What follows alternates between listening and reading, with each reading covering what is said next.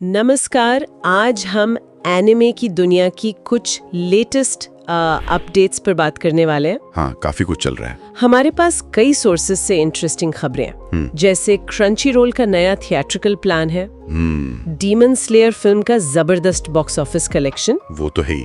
भारत में attack on Titan की streaming availability बढ़ गई है, अच्छा, wind breaker live action movie की डिटेल्स आई हैं, और पोकेमॉन कॉन्सर्ज के नए एपिसोड्स की भी खबर है। ओके। तो कोशिश रहेगी कि इन सब अपडेट से जो मेन बातें उन्हें फटाफट समझें। चलें? बिल्कुल। और ये सारी खबरें ना दिखाती हैं कि एनिमे इंडस्ट्री कितनी तेजी से ग्लोबली फैल रही है। हाँ, और फैंस तक पहुंचने के नए नए तरीके मतलब लगातार ढूंढ रही है। स्ट्रीमिंग तो है ही, अब थिएटर भी। सही कहा।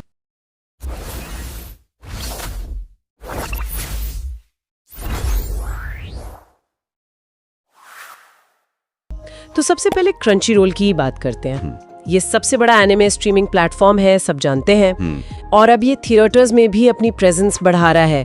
इन्होंने Crunchyroll anime nights announce किया है। हाँ, सुना मैंने इसके बारे में। अक्टूबर 2025 से हर महीने के तीसरे मंडे को थिएटर्स में एक नया एनिमे इवेंट होगा। हर महीने रेगुलर मतलब? हाँ, अभी के लिए कंफर्म्ड है मिस कोबायाशीज ड्रैगन मेड मूवी अक्टूबर में। अच्छा। फिर ओवरलॉर्ड का 10th एनिवर्सरी स्पेशल कट नवंबर में, और दिसंबर में 2026 के एनिमे का एक प्रीव्यू भी। वाह, ये तो बढ़िया प्लान है।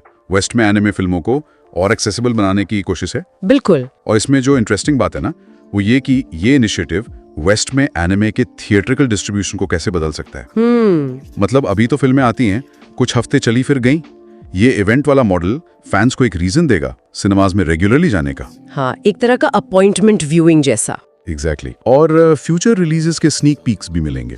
कम्युनिटी बनाने की कोशिश है ये, देखना होगा कितना चलता है। सही। अब आते हैं डीमन स्लेयर पर। यहाँ तो मतलब कमाल ही हो गए। अरे हाँ, क्या नंबर्स आए हैं। Demon Slayer, Kimetsu no Yaiba Infinity Castle, Akaza Sairai, ये इन्फिनिटी कैसल ट्रिलॉजी की पहली फिल्म है जी। इसने जापान में रिकॉर्ड्स तोड़ दिए, सिर्फ 8 दिनों में 10 बिलियन येन। 8 दिन? ये तो मुगन ट्रेन से भी फास्ट है। हाँ, 2020 वाली मुगन ट्रेन से भी तेज, और 10 दिनों में टोटल करीब 12.87 बिलियन येन हो गया। बाप रे, मतलब करीब 87 मिलियन यूएस डॉलर्स। हाँ, लगभग उतना ही। इसने जापान का बेस्ट ओपनिंग डे और single day box office record भी बना दिया। क्या बात है। फिल्म जापान में 18 जुलाई को आई थी और यूएस कनाडा में 12 सितंबर को आ रही है, सब्ड और डब्ड दोनों वर्जन्स में। अगर इसको थोड़ा ब्रॉडर पर्सपेक्टिव में देखें ना, तो ये दिखाता है कि डीमन स्लेयर फ्रैंचाइज का ग्लोबल इम्पैक्ट कितना जबरदस्त है। बिल्कुल। मतलब मांगा खत्म हो गया है। हाँ, काफी पहले। लेकिन एनिमे अडैप्टेशंस अभी भी बॉक्स ऑफिस पर धमाल मचा रही हैं। ये सिर्फ एनिमेशन या डायरेक्शन की बात नहीं है। नहीं, कहानी का जो इमोशनल कनेक्शन है ना, वो कमाल का है। ये कल्चरल फिनोमेनॉन बन चुका है। बिल्कुल। अच्छा, अगली खबर अटैक ऑन टाइटन फैंस के लिए है, खासकर इंडिया में। हाँ, क्या है? कोडांशा का जो एनिमे मांगा ऑफिशियल यूट्यूब चैनल है, हाँ, वो इंडिया में अटैक ऑन टाइटन का पूरा पहला सीजन फ्री में स्ट्रीम कर रहा है। अरे वाह, फ्री में? हाँ, जापानीज ऑडियो, इंग्लिश सबटाइटल्स के साथ, और इंग्लिश डब में भी। दिसंबर 2026 तक रहेगा। ये तो बहुत बढ़िया खबर है। और साथ में 2 कॉम्पाइलेशन फिल्में भी हैं, क्रिम्सन बो एंड एरो और विंग्स ऑफ फ्रीडम, और फेरी टेल ड्रैगन क्राई भी। ओके। और Amazon प्राइम वीडियो का जो एनिमे टाइम्स चैनल है, उस पे तो सारे सीजन्स हैं ही, वो भी जापानीज, इंग्लिश, हिंदी, तमिल, तेलुगु और कन्नड़ा ऑडियो में। क्या बात है। ये एक्सेसिबिलिटी बढ़ाना बहुत जरूरी है, खासकर इंडिया जैसे बड़े मार्केट में। सही। फ्री स्ट्रीमिंग से नए लोग जुड़ेंगे और प्राइम पर इतने सारे लैंग्वेज ऑप्शंस, मतलब वो लोग भी देख पाएंगे जो सबटाइटल्स नहीं पढ़ना चाहते। हाँ, ये मल्टी लैंग्वेज स्ट्रैटेजी दिखाती है कि वो इंडियन ऑडियंस को काफी सीरियसली ले रहे हैं। बिल्कुल। फाइनल सीजन के स्पेशल्स ने कहानी खत्म की थी, गाने भी बहुत हिट हुए थे। ये एकदम सही टाइम है एक्सेसिबिलिटी बढ़ाने का। सही है। अब जरा लाइव एक्शन की तरफ चलें। विंड ब्रेकर का लाइव एक्शन मूवी आ रहा है। अच्छा, विंड ब्रेकर का भी? हाँ, जापान में 5 दिसंबर 2025 को रिलीज होगा। डायरेक्टर है केंटारो हागिवारा, जिन्होंने पहले टोक्यो गूल और ब्लू पीरियड लाइव एक्शन पर काम किया है। टोक्यो गूल वाला तो ठीक था। स्क्रीन प्ले योसुके मसाइके का है।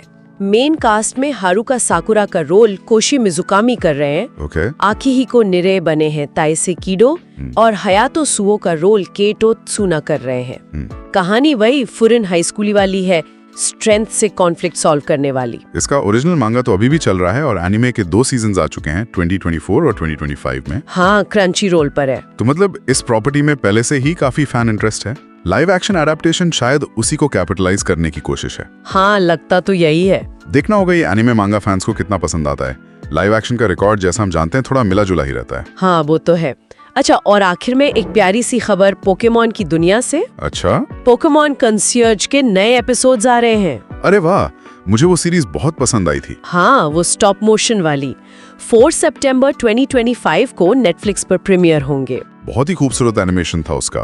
कहानी वही हारू की है जो पोकेमॉन रिजॉर्ट में कंसियर्ज है।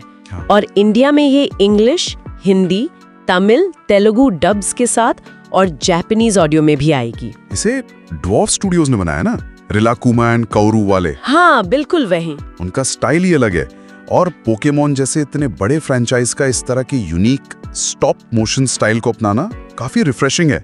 हाँ, बिल्कुल अलग हटके है। ये दिखाता है कि बड़े फ्रेंचाइजेस भी अब सिर्फ मेन स्ट्रीम एनिमेशन तक ही सीमित नहीं है, वो अलग अलग प्रेजेंटेशन स्टाइल से एक्सपेरिमेंट कर रहे हैं। सही कहा। तो इन सब बातों का निचोड़ क्या निकलता है? हमने देखा कि एनिमे की दुनिया लगातार इवॉल्व हो रही है, थिएट्रिकल इवेंट्स हो रहे हैं, हाँ। बॉक्स ऑफिस पे रिकॉर्ड्स बन रहे हैं, स्ट्रीमिंग ज्यादा एक्सेसिबल हो रही है अलग अलग भाषाओं में, बिल्कुल, लाइव एक्शन एडेप्टेशंस आ रहे हैं और एनिमेशन के भी नए नए स्टाइल्स ट्राई हो रहे हैं। हाँ, ये सब तो है, पर यहाँ एक जरूरी सवाल ये उठता है कि ये जो अलग अलग स्ट्रैटेजीज अपनाई जा रही हैं, theatre, multi language streaming, live action, niche animation, ये सब दिखाता तो है कि इंडस्ट्री ग्लोबल ऑडियंस तक पहुंचने के लिए कितनी डाइवर्सिटी ला रही है। पर सोचने वाली बात यह है कि क्या ये सारे तरीके लॉन्ग टर्म में काम करेंगे? अच्छा पॉइंट है। क्या ऐसे फैन एक्सपीरियंस और बढ़ जाएगा या फिर ये एनिमे को और ज्यादा मेन स्ट्रीम बनाने में मदद करेगा? ये देखना दिलचस्प होगा कि फ्यूचर में एनिमे कंजम्पशन के ट्रेंड्स कैसे बदलते हैं।